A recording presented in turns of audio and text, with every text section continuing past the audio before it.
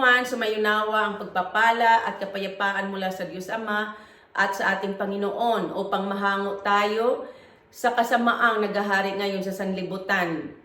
Inialay ni Kristo ang kanyang buhay dahil sa ating kasalanan ayon sa kalooban ng ating Diyos at Ama. Purihin ang Diyos magpakailanpaman. Amen?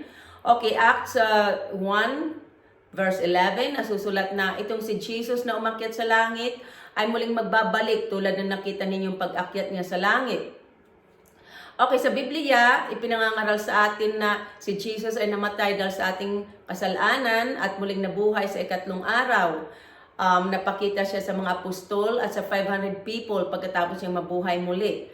At after 40 days ay umakyat na siya sa langit ayon sa kasulatan.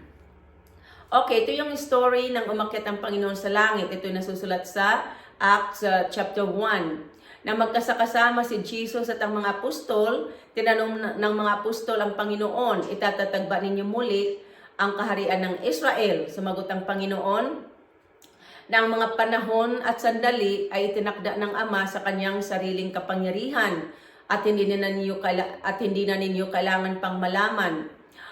Sinabi ng Panginoon, ngunit bibigyan kayo ng kapangyarihan pagbabasa inyo ng Espiritu at kayo'y magiging mga saksi ko sa Jerusalem, sa buong Judea at Samaria at hanggang sa dulo ng daigdig. Pagkasabi nito ay iniakyat siya sa langit samantalang nakatingin sila sa kanya at natatakpan siya ng ulap. Habang nakatingin sila sa langit, may dalawang lalaking nakaputi na biglang tumayo sa tabi nila at sinabi, mga taga-Galilee, itong si Jesus na umakyat sa langit ay muling magbabalik tulad na nakita ninyong pag-akyat niya sa langit. Okay, so naganap na ang pagkamatay ng Panginoon sa cross dahil sa ating kasalanan at naganap na ang kanyang muling pagkabuhay at pag-akyat sa langit. So ang hinihintay na lang natin ngayon ay ang kanyang muling pagbabalik.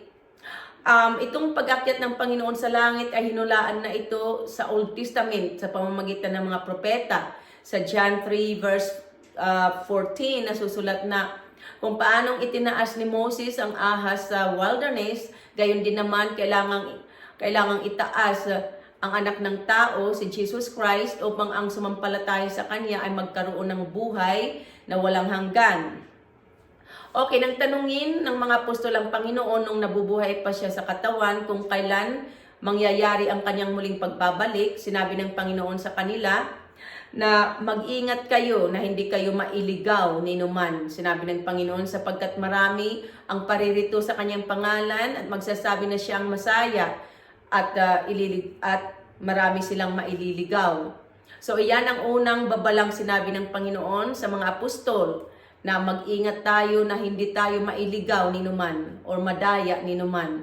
Ito ay nasusulat sa Matthew chapter 24.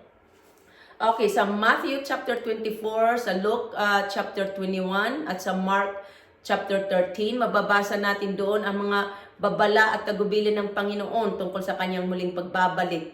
Ang muling pagbabalik ng Panginoon, ito ay ang araw ng paghuhukom. Nakakatakot ang araw na iyon. Sinabi ng Panginoong Hesus na sa mga huling araw, bago mangyari ang kanyang muling pagbabalik, ay magdaranas ang mga tao ng kahirapan at pag-uusig. Sinabi ng Panginoon na makaririnig kayo ng alingaw-ngaw ng labanan at mga balita tungkol sa digmaan, magkakagutom at lilindol sa iba't ibang dako. Sinabi ng Panginoon, huwag kayong mabagabag, dapat mangyari ang mga ito, ngunit hindi pa ito ang wakas. Sabi ng Panginoon, ito'y umpisa pa lamang ng mga paghihirap. Sinabi ng Panginoon, ngunit walang nakaalam ng araw ng kanyang pagdating, kahit ang mga anghel o ang anak man, ang Ama lamang ang nakakaalam nito. So walang nakaalam ng kanyang muling pagbabalik, tanging ang Ama lamang. Ngunit sinabi sa atin ng Panginoon ang mga sign ng kanyang muling pagbabalik. Kaya dapat mag-aral tayo ng Biblia para malaman natin ang katotohanan tungkol sa kanyang muling pagbabalik at upang hindi tayo madaya ni numan. Sinabi ng Panginoong Hesus na magbantay kayo sapagkat hindi ninyo alam kung anong araw paririto ang iyong Panginoon at maging handa lagi sapagkat darating ang Panginoon sa oras na hindi ninyo inaasahan. Maghanda, ibig sabihin magsisi tayo, tumalubod sa kasalanan at magbagong buhay kay Kristo.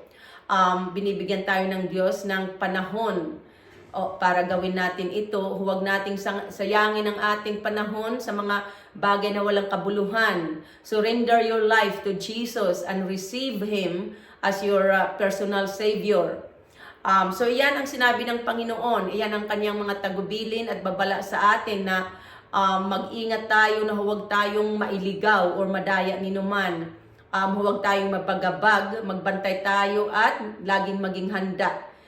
Sinabi naman ni St. Peter sa 2 Peter 3 verse 14 na samantalang hinihintay ninyo ang muling pagbabalik ng Panginoon, sikapin ninyong mamuhay na payapa, walang dungis at kapintasan. So iyan ang tagubilin nila sa atin sa Biblia, na habang hinihintay natin ang Panginoon ay mag-behave tayo sa nararapat sa mga tinawag ng Diyos.